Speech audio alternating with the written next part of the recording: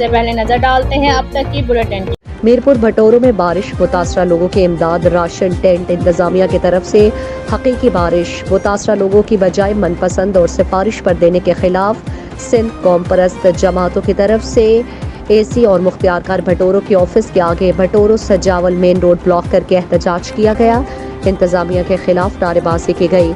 एहतजाज करने वालों का कहना था कि एसी भटोरों रात की तन्हाई में मनपसंद और सिफारिश पर सफ़ेद पोश सियासतदानों के पर्चियाँ लाने वालों को राशन टेंट देने में मसरूफ़ है। हकीकी बारिश मुतासरा अभी भी खुले आसमान तले बेयार मददगार भूख से मुतासरा लोगों के बच्चे भीख मांगने पर मजबूर। एहतजाज करने वालों ने हुकूमत सिंध और ज़िला इंतज़ामिया से अपील करते हुए कहा कि सिफारिश बंद करके हकीकी मुतासरा लोगों में राशन टेंट तकसीम किए जाए, वरना एहतजाज का सिलसिला बढ़ाया जाएगा।